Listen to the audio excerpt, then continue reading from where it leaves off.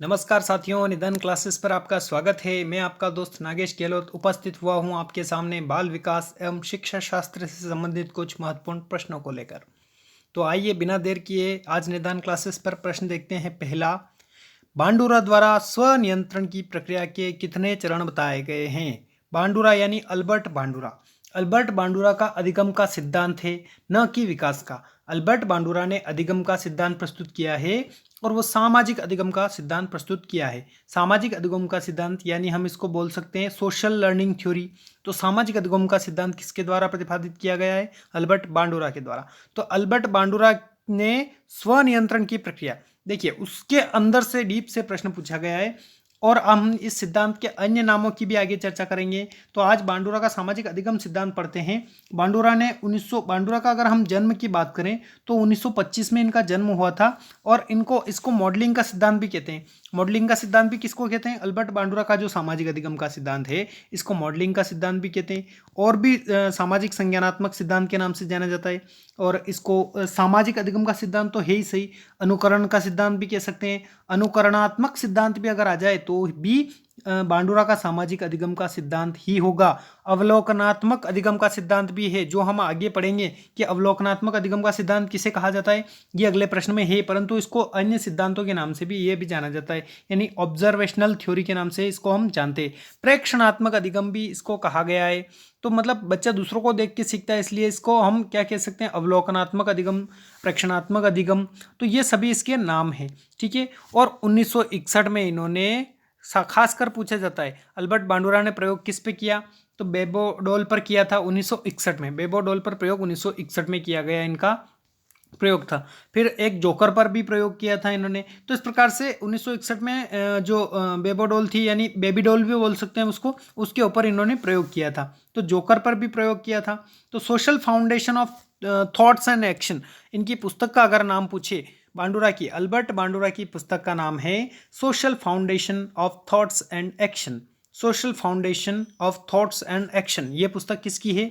तो ये अल्बर्ट बांडुरा की पुस्तक है। इन्होंने बेबीडोल के ऊपर 1961 में प्रयोग किया था। कब किया था? 1961 में। इन्होंने अधिगम का सिद्धांत दिया जिसको प्रेक्षणात्मक अधिगम बोल सकते हैं हम, अवलोकनात्मक अधिगम बोल सकते हैं, अनुकरणात्मक अधिगम बोल सकते हैं और सामाजिक अधिगम का सिद्धांत तो है ही सही। तो इस प्रकार से 1961 में, ठीक है। तो इन्होंने बताया है, इनका प्रश्न में पूछा क्या गया है? बांडुरा द्वारा स्वनियंत्रण बच्चा मतलब आत्मनियंत्रण की प्रक्रिया के अंतर्गत कितने चरण, इसको हम चरण को सोपान भी बोल सकते हैं।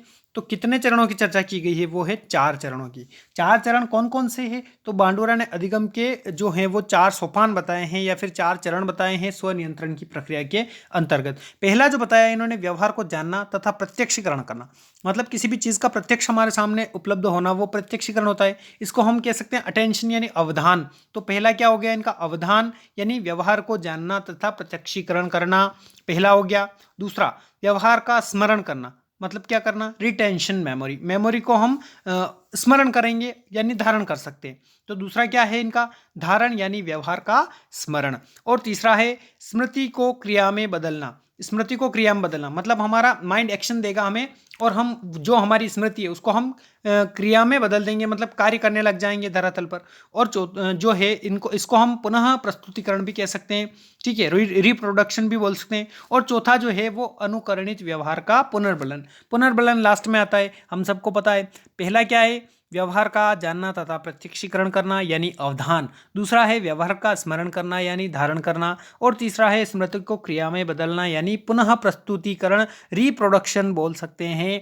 और चौथा जो इन्होंने दिया है वो अनुकरणित व्यवहार का पुनर्बलन। तो ये 4 प्रकार के सोपान बताए हैं, 4 प्रकार के चरण बताए गए हैं। अल्बर्ट बांडुरा ने स्वनियंत्रण की प्रक्रिया के अंतर्गत 4 प्रकार के चरण बताए हैं। तो ये आज हमने किसका जाना है? अल्बर्ट बांडुरा का।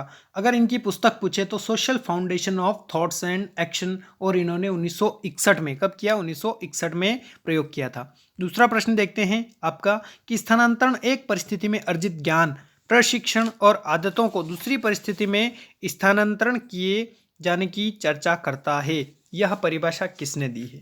तो हम अधिगम का स्थानांतरण पढ़ेंगे। अधिगम का स्थानांतरण होता क्या है? पहली बात तो अधिगम का स्थानांतरण मुख्य प्रकार से 3 प्रकार से होता है। कितने?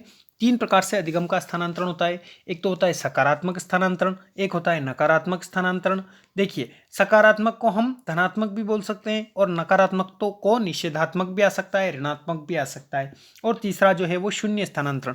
तो तीन प्रकार के हो गए, कौन से? सकारात्मक स्थानांतरण, नकारात्मक स्थानांतरण और शून्य स्थानांतरण। सकारात्मक स्थानांतरण कैसे होता है? कोई टेनिस खेलने वाला व्यक्ति है, वो बैडमिंटन भी पसंद करता है, तो वो क्या हो जाएगा, क्योंकि टेनिस और बैडमिंटन एक जैसे खेल होते हैं, तो इस प्रकार से उसका सकारात्मक स्थानांतरण हो गया। दूसरा है नकारात्मक स्थानांतरण, मतलब एक चीज दूसरे के ज्ञान को, सीखे हुए ज्ञान को, मतलब हमारे क्या बाधा बन रहा है, तो वो नकारात्मक स्थानांतरण हो जाएगा। और शून्य स्थानांतरण, जब एक विषय में सीखा हुआ ज्ञान किसी दूसरे विषय में न तो सहायक हो रहा है और न ही बाधा बन रहा है, तो वो कौन सा स्थानांतरण हो जाएगा? शून्य स्थानांतरण। जैसे कि हम पहले बहुत पॉपुलर उदाहरण के कबीर जी के दोहे याद करेंगे और फिर रहीम के दोहे भी याद करेंगे, तो उसमें न तो सहायक हो रहे हैं और ना ही बाधा बन रहे हैं, तो ये शून्य स्थानांतरण के अंतर्गत आता है। तो ये तो पढ़ा हमने स्थानांतरण के प्रकार कि अधिगम का स्थानांतरण कितने प्रकार से होता है। मुख्यतया तीन प्रकार से होता है। और भी होता है, जैसे कि हॉरिजेंटल बोल सकते हैं या फिर क्षैतिज अंतरण बोल सकते हैं, ऊर्ध्व अंतरण, ये भी अनुक्रमिक अंतरण, ये भी इनके अंतरण का, स्थानांतरण का प्रकार है, परंतु मुख्यतया तीन प्रकार का होता है। तो ये परिभाषा किसने दी है कि स्थानांतरण एक परिस्थिति में अर्जित ज्ञान, प्रशिक्षण और आदतों का दूसरी परिस्थिति में स्थानांतरण किए जाने की चर्चा करता है। यह परिभाषा दी है साथियों सोरेनसन के द्वारा। सोरेनसन ने क्या कहा है? सोरेनसन ने कहा है कि एक परिस्थिति में अर्जित ज्ञान, प्रशिक्षण और आदतों का दूसरी परिस्थिति में स्थानांतरण किए जाने की चर्चा करता है। ये अधिगम स्थानांतरण की परिभाषा किसके द्वारा? सोरेनसन के द्वारा। अगर हम देखें कॉलसेनिक की क्या परिभाषा है, तो कॉलसेनिक ने कहा है शिक्षा के स्थानांतरण से आशय एक परिस्थिति में प्राप्त ज्ञान, आदतों, निपुणता, अभियोग्यता का दूसरी परिस्थिति में प्रयोग करना। मतलब वही बात हो रही है, परंतु कॉलसेनिक ने यह कहा है और सोरेनसन ने इस प्रकार से परिभाषा दी है। अगर हम बात करें क्रो एंड क्रो की, तो क्रो एंड क्रो ने भी अधिगम स्थानांतरण की परिभाषा दी है। उन्होंने कहा है सीखने के एक क्षेत्र से सीखने के दूसरे क्षेत्र में स्थानांतरित होने वाले ज्ञान को अधिगम का स्थानांतरण कहते हैं। तो ये तीन भरी परिभाषाएं महत्वपूर्ण हो जाती है, क्रो एंड क्रो की, कॉलसेनिक की जो आपके सामने दी गई है, और एक और सोरेनसन की, सॉरी कॉलसेनिक की नहीं दी है आपके, सोरेनसन की। तो आपका आंसर क्या हो जाएगा? सोरेनसन। स्थानांतरण एक परिस्थिति में अर्जित ज्ञान, प्रशिक्षण और आदतों का दूसरी परिस्थिति में स्थानांतरण किए जाने की चर्चा करता है। तो ये परिभाषा सोरेनसन के द्वारा प्रस्तुत की गई है। अगला प्रश्न है आपका, एक बच्चे को लाल गुलाब का कांटा चुभ गया जिससे उसे काफी चोट पहुंची। आगे चलकर वह लाल पोशाक या लाल किसी भी चीज को देखकर डरने लगा। यह उदाहरण है। ये किस प्रकार का उदाहरण हो सकता है? उद्दीपन सामान्यीकरण, अनुक्रिया सामान्यीकरण, उद्दीपक और अनुक्रिया दोनों सामान्यीकरण, या फिर अनुक्रिया सामान्यीकरण।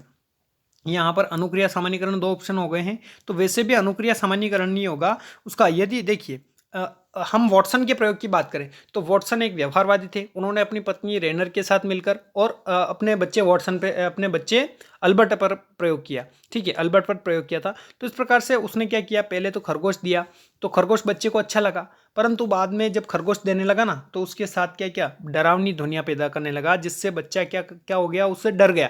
तो बच्चे ने क्या कर लिया, उद्दीपक सामान्यीकरण, मतलब कि इस खरगोश को मैं हाथ लगाऊंगा तो इससे क्या आएगी, डरावनी ध्वनियां ही उत्पन्न होगी। तो इस प्रकार से उसने उद्दीपक के प्रति जो हम क्रिया करते हैं उसने सामान्यीकरण कर लिया। उद्दीपक सामान्यीकरण करना मतलब उसको जान गया वो, उसको कि ये चीज़ ऐसी ही होती है, मतलब प्राकृतिक रूप से ऐसी ही होती है। तो यहाँ पर भी ऐसी ही समस्या दी गई आपके सामने कि एक बच्चे को लाल गुलाब का कांटा चुभ गया।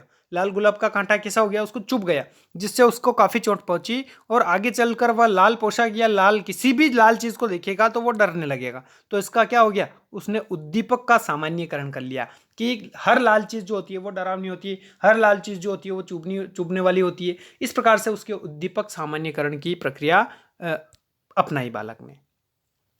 अगला प्रश्न है आपके सामने, अल्बर्ट बांडुरा द्वारा दिए गए अधिगम सिद्धांत को किस नाम से जाना जाता है? देखिए साथियों, पहला प्रश्न जो पढ़ा था ना, वो आ गया आपके फिर से कि अल्बर्ट बांडुरा द्वारा दिए गए अधिगम सिद्धांत को किस नाम से जाना जाता है। पहले तो उसके सोपान पूछ लिए थे, उसके चरण पूछ लिए थे, और इस प्रश्न में पूछा क्या गया है कि अल्बर्ट बांडुरा द्वारा दिए गए सिद्धांत को किस नाम से जाना जाता है। तो मेरे प्यारे साथियों, आपने पहले जो देख लिया था किसको, या तो अवलोकनात्मक सिद्धांत, प्रेक्षणात्मक सिद्धांत, उसको हम प्रेक्षणात्मक सिद्धांत से भी जान सकते हैं, अवलोकनात्मक सिद्धांत से भी जान सकते हैं, सामाजिक संज्ञानात्मक सिद्धांत के नाम से भी इसको जाना जा सकता है, और सोशल लर्निंग थ्योरी इसको तो कहा ही जाता है और इसको अवलोकनात्मक सिद्धांत के नाम से जाना जाता है। अगर हम बात करें अंतर्दृष्टि अधिगम के सिद्धांत की, तो अंतर्दृष्टि या सूझ का अधिगम सिद्धांत जो है वो गेस्टाल्टवादियों के द्वारा दिया गया और गेस्टाल्टवादियों में भी कोहलर के द्वारा प्रतिपादित किया गया। सूझ या अंतर्दृष्टि जो उसने कैनरी द्वीप पर सुल्तान नामक चिंपैंजी पर प्रयोग किया था, तो वो किसने किया था? वो किया था हमारे जो कोहलर थे उन्होंने, और सूझ या अंतर्दृष्टि का सिद्धांत प्रतिपादित किया था। अगर हम बात करें चिन्ह अधिगम सिद्धांत की, तो चिन्ह आधारित अधिगम का सिद्धांत जो है वो डेनियल टोलमैन के द्वारा प्रस्तुत किया गया। तो टोलमैन का चिन्ह आधारित अधिगम सिद्धांत है और मौखिक अधिगम सिद्धांत कोई होता नहीं है। तो इस प्रकार से आपका अल्बर्ट बांडुरा द्वारा दिया गया अधिगम का सिद्धांत कौन सा है? अवलोकनात्मक अधिगम का सिद्धांत। सूझ या अंतर्दृष्टि किसके द्वारा? कोहलर के द्वारा दिया गया और चिन्ह आधारित टोलमैन के द्वारा प्रतिपादित किया गया। अगला प्रश्न देखते हैं। प्रगतिशील व्यवहार व्यवस्थापन की एक ही प्रक्रिया ही अधिगम है। प्रगतिशील व्यवहार, अभी 2 दिन पहले ही हमने एक वीडियो में के माध्यम से यही परिभाषा पढ़ी थी साथियों, याद कीजिएगा। प्रगतिशील व्यवहार किसने कहा है? स्किनर ने कहा है प्रगतिशील व्यवहार व्यवस्थापन की प्रक्रिया ही अधिगम है, ये स्किनर ने कहा है। उससे पहले एक और परिभाषा पढ़ी थी हमने क्रो एंड क्रो की। अधिगम के संबंध में क्रो एंड क्रो ने भी परिभाषा दी है, आदतों, ज्ञान और अभिवृत्तियों का अर्जन ही अधिगम है। ये किसने कहा था? क्रो एंड क्रो ने। जबकि गेट्स की बात करें तो गेट्स ने क्या कहा था कि प्रशिक्षण तथा अनुभव के कारण व्यवहार में आया परिवर्तन अधिगम कहलाता है। ये किसने? गेट्स ने कहा था अधिगम के संबंध में क्या कहा था कि प्रशिक्षण तथा अनुभव के द्वारा व्यवहार में आया परिवर्तन अधिगम है। जबकि क्रो एंड क्रो ने आदतों, ज्ञान तथा अभिवृत्तियों का अर्जन ही अधिगम है, ये कहा था। जबकि स्किनर ने, देखिए स्किनर की एक परिभाषा और याद कर सकते हैं हम इसकी, कि स्किनर ने व्यवहार में उत्तरोत्तर परिवर्तन को ही इन्होंने अधिगम कहा है, ये भी है। और प्रगतिशील व्यवहार भी वही बात आ गई। प्रगतिशील व्यवहार व्यवस्थापन की प्रक्रिया ही अधिगम है, यह कथन किसका है? तो स्किनर महोदय का है। वुडवर्थ ने भी कहा है, विलियम वुडवर्थ ने कहा है, नवीन ज्ञान तथा नवीन परिस्थितियों का अर्जन ही अधिगम है। तो इस प्रकार से अधिगम की ये बहुत सारी परिभाषाएं हमने पढ़ी है जो आपको महत्वपूर्ण है, आपके लिए बहुत ही महत्वपूर्ण है। ये एमपीटेट वगैरह में परिभाषाएं पूछी जाती है, तो इस प्रकार से परिभाषाएं हम याद कर सकते हैं। अगला प्रश्न है आपके सामने, निम्न में से सही कथन का चयन कीजिए। सही कथन कौन सा हो सकता है इसमें? सीखना बुद्धि में विकास करना होता है, बिल्कुल सही। हमारी बुद्धि का बढ़ना ही तो सीखना होता है, बुद्धि का बढ़ना ही सीखना होता है। सीखना एक खोज करना होता है, तो बिल्कुल सही। सीखने में हम खोज करते हैं, नई खोज करते रहते हैं। सीखना वातावरण की उपज है, तो वातावरण की भी उपज है, साथ साथ में आनुवंशिक उपज भी होती है ये। तो वातावरण की उपज सबसे महत्वपूर्ण, 90% अगर होता है तो वो वातावरण की उपज होती है। तो यहाँ पर तीनों ही हमारे सामने सही है। सीखना क्या होता है? अनुभव, प्रशिक्षण तथा एक और क्या होता है? प्रशिक्षण, अनुभव तथा एक और के कारण क्या होता है? देखिए अनुभव, अभ्यास, प्रशिक्षण के कारण व्यवहार में आया परिवर्तन ही अधिगम होता है। तो ये, और वो अधिगम कैसा होना चाहिए? स्थायी परिवर्तन अगर आपके व्यवहार में आया तो ही वो अधिगम होता है। कौन कौन से? अभ्यास, अनुभव और प्रशिक्षण के द्वारा आपके व्यवहार में परिवर्तन आता है, तो वो कौन सा होता है? वो अधिगम, स्थायी परिवर्तन होता है, तो अधिगम कहलाता है। तो यहाँ पर तीनों ही ऑप्शन आपके सही हो जाएंगे। अगला प्रश्न आपके है, निम्न में से कौन संज्ञानवाद के प्रवर्तक नहीं है? संज्ञानवाद के प्रवर्तक कौन नहीं रहे हैं? क्या जीन पियाजे, मैक्स वर्दिमर, कोहलर या वाइगोत्स्की? देखिएगा साथियों, प्रश्न जो है आपके बहुत ही लेवल का पूछा गया है, क्योंकि हम संज्ञानवादी अधिकतर किसको? केवल जीन पियाजे को मान लेते हैं। परंतु जो गेस्टाल्टवादी हैं वो भी संज्ञानवाद के अंतर्गत ही आते हैं, क्योंकि ये संज्ञानवाद संप्रदाय है, जो एक गेस्टाल्टवाद उसकी शाखा है। तो देखिएगा व्यवहारवादी कौन कौन, मैं यहाँ पर प्रश्न आ जाता तो आपके लिए सरल सा प्रश्न हो जाता कि व्यवहारवादी कौन कौन है। स्किनर व्यवहारवादी है, सबसे पहले तो कौन है? थॉर्नडाइक व्यवहारवादी है, क्योंकि सीखने के नियम सबसे पहले उन्होंने प्रतिपादित किए। पावलोव व्यवहारवादी है, और हल भी व्यवहारवादी मान सकते हैं। परंतु संज्ञानवाद के कौन कौन आते हैं? तो संज्ञानवाद में मैक्स वर्दिमर भी आते हैं, जीन पियाजे भी आते हैं, क्योंकि खास तो जीन पियाजे हैं, परंतु गेस्टाल्टवाद भी संज्ञानवाद की ही शाखा है। तो जीन पियाजे आते हैं, मैक्स वर्दिमर आते हैं और कोहलर भी आते हैं, क्योंकि कोहलर ने भी गेस्टाल्टवाद यानी संज्ञानवाद की उपशाखा के गेस्टाल्टवाद के अंतर्गत सूझ या अंतर्दृष्टि का सिद्धांत प्रतिपादित किया। जबकि वाइगोत्स्की जो हैं ये व्यवहारवादी हैं, क्योंकि वाइगोत्स्की ने कौन सा? सामाजिक सांस्कृतिक परिप्रेक्ष्य में सीखने के संदर्भ में जोर दिया है, तो ये व्यवहारवादी के अंतर्गत आते हैं। जीन पियाजे किसके अंतर्गत आते हैं? संज्ञानवादी, सबसे प्रमुख है संज्ञानवाद में मैक्स वर्दिमर और कोहलर। ये दोनों हालांकि गेस्टाल्टवाद के अंतर्गत आते हैं, परंतु ये संज्ञानवाद का ही संप्रदाय माना जाता है इनका। तो अगर हम बात करें मैक्स वर्दिमर, कॉफका, कोहलर, ये सभी संज्ञानवाद के अंतर्गत ही आते हैं, परंतु एक नवीन उपशाखा गेस्टाल्टवाद की इन्होंने स्थापना कर दी थी। और सबसे पहले 1920 में कौन लेकर आए, तो थ्योरी ऑफ गेस्टाल्ट लेकर आए कॉफका। और कोहलर ने सबसे ज़्यादा इसमें सिद्धांत दिया। कौन सा सिद्धांत दिया, तो वो दिया था सूझ या अंतर्दृष्टि का सिद्धांत, जो चिंपैंजी, सुल्तान नामक चिंपैंजी पर प्रयोग किया था, केनरी नामक द्वीप पर।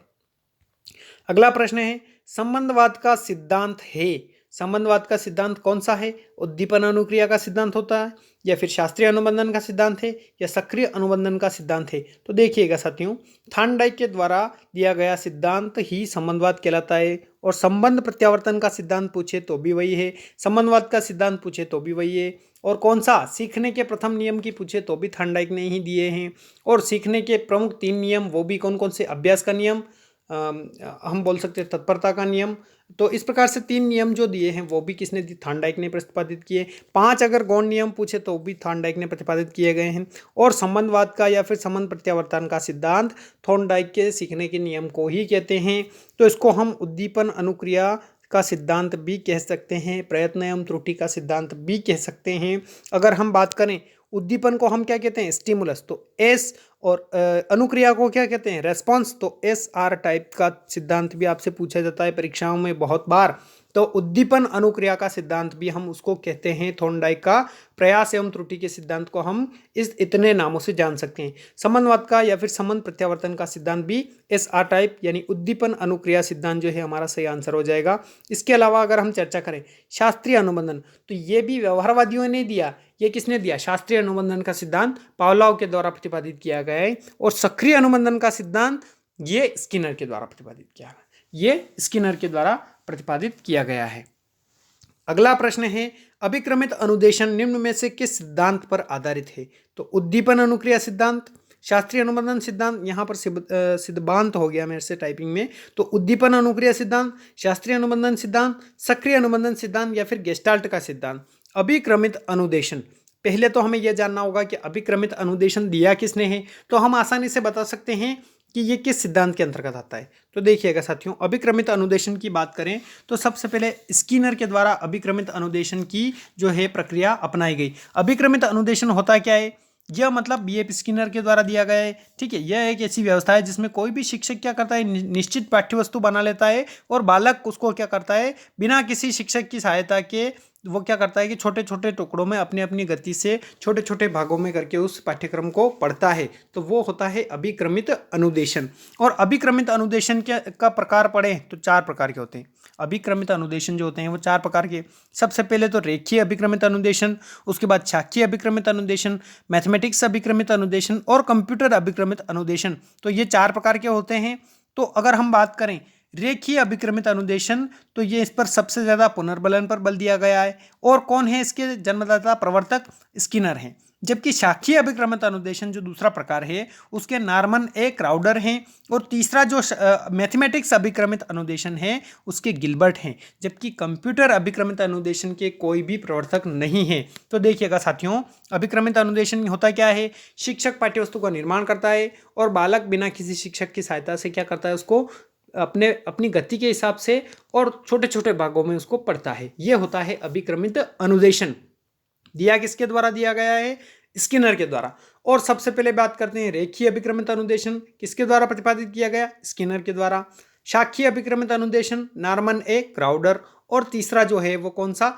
मैथमेटिक्स अभिक्रमित अनुदेशन, ये किसके द्वारा प्रतिपादित किया गया है? तो गिलबर्ट के द्वारा प्रतिपादित किया गया है। और चौथा जो है वो कौन सा है आपका? कंप्यूटर अभिक्रमित अनुदेशन। तो ये 4 प्रकार के अनुदेशन अभिक्रमित अनुदेशन होते हैं। तो स्किनर ने अगर हम बात करें अभिक्रमित अनुदेशन निम्न में से किस सिद्धांत पर आधारित है? तो अभिक्रमित अनुदेशन कौन से सिद्धांत पर आधारित हो सकता है? उद्दीपन अनुक्रिया सिद्धांत जो अभी हमने पढ़ा। कौन सा, किसके द्वारा प्रतिपादित किया गया है? थॉर्नडाइक के द्वारा।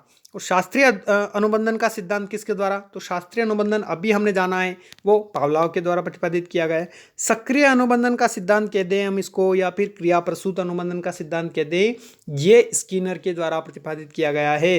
तो अभिक्रमित अनुदेशन भी स्किनर के द्वारा दिया गया है, और शास्त्रीय अनुबंधन का या फिर शास्त्रीय नहीं, सक्रिय अनुबंधन का सिद्धांत, या फिर हम इसको क्या कह सकते हैं, अभिक्रमित अनुदेशन का सिद्धांत, ये सभी एक ही हैं। तो ये सक्रिय अनुबंधन के सिद्धांत के अंतर्गत कार्य करता है। गेस्टाल्ट का सिद्धांत बिल्कुल नहीं। गेस्टाल्ट का सिद्धांत तो कौन है? कॉफका है, वर्दीमर है, कोहलर हैं, ये सभी गेस्टाल्टवादी हैं। परंतु सक्रिय अनुबंधन का सिद्धांत, अभिक्रमित अनुदेशन इसमें आता है, सक्रिय अधिगम के सिद्धांत में, या फिर क्रिया प्रसूत अनुबंधन का सिद्धांत भी कह सकते हैं। आज का आपका आखिरी प्रश्न है। देखिए साथियों, आप अपने दोस्तों को शेयर कीजिएगा ये क्लास अधिक से अधिक, और यदि आपको पसंद आता है तो वीडियो को कम से कम एक लाइक कर दीजिएगा, जिससे मुझे आत्मसंतुष्टि तो मिले कि हाँ, मेरे द्वारा बनाया गया कंटेंट आपको पसंद आ रहा है। और अपने दोस्तों को शेयर कर, अगर आपको अच्छा लगे तो, और अभी तक नए हैं तो सब्सक्राइब जरूर कीजिएगा। तो आज का आखिरी प्रश्न पढ़ते हैं। स्किनर ने पुनर्बलन कितने सिद्धांत बताए? पुनर्बलन के, देखिएगा स्किनर, हमें पता है कि स्किनर के द्वारा पुनर्बलन का सिद्धांत दिया गया है, परंतु सिद्धांत बताए कितने हैं? सबसे ज़्यादा हम जानते हैं कि स्किनर के द्वारा ही प्रयोग किया गया है पुनर्बलन का अपने सिद्धांत में। कौन सा? अभी हमने जाना है, क्रिया प्रसूत अनुबंधन का सिद्धांत बोल सकते हैं हम उसको, या फिर सक्रिय अनुबंधन का सिद्धांत भी बोल सकते हैं। तो स्किनर के द्वारा प्रतिपादित किया गया है, परंतु हम ये भी जानते हैं कि पुनर्बलन का सिद्धांत, मतलब पुनर्बलन का प्रयोग सबसे ज़्यादा स्किनर के द्वारा किया गया है। तो चूहों पर प्रयोग किया था स्किनर ने, और 4 प्रकार का पुनर्बलन इसने बताया है। स्किनर के द्वारा कितने? 4 प्रकार के पुनर्बलन बताए गए हैं, और पुनर्बलन को सबसे ज़्यादा महत्व देने वाले भी स्किनर थे। देखिएगा साथियों, 4 प्रकार के पुनर्बलन कौन कौन से हैं? एक तो सतत पुनर्बलन, मतलब किसी को लगातार हम पुनर्बलन दे रहे हैं तो वो सतत पुनर्बलन के अंतर्गत आता है। पहला जो कौन सा हो गया? सतत पुनर्बलन। दूसरा प्रकार अगर हम देखें तो आंशिक पुनर्बलन, मतलब कभी कभी पुनर्बलन देना, तो वो आंशिक पुनर्बलन के अंतर्गत आता है। तीसरा है अनुपात पुनर्बलन, मतलब जितना काम हो रहा है उतना हमने पुनर्बलन दे दिया, तो वो कार्य के अनुपात में पुनर्बलन हो गया। और चौथा जो है वो कौन सा हम बात करें तो वो हो गया अंतराल पुनर्बलन, मतलब समय, थोड़े थोड़े समय के पश्चात हम उसको पुनर्बलित कर रहे हैं किसी बच्चे को, तो वो क्या हो गया? उसका अंतराल पुनर्बलन। तो कितने प्रकार होते हैं? 4 प्रकार। पुनर्बलन को महत्व किसने दिया? स्किनर ने दिया। कितने प्रकार के पुनर्बलन बताए स्किनर ने? तो 4 प्रकार के पुनर्बलन आपके स्किनर ने बताए हैं। सतत पुनर्बलन, आंशिक पुनर्बलन, अनुपात पुनर्बलन और अंतराल पुनर्बलन। तो देखिएगा आज का वीडियो कैसा लगा आपको, कमेंट में बताएं, एंड थैंक्स फॉर वॉचिंग।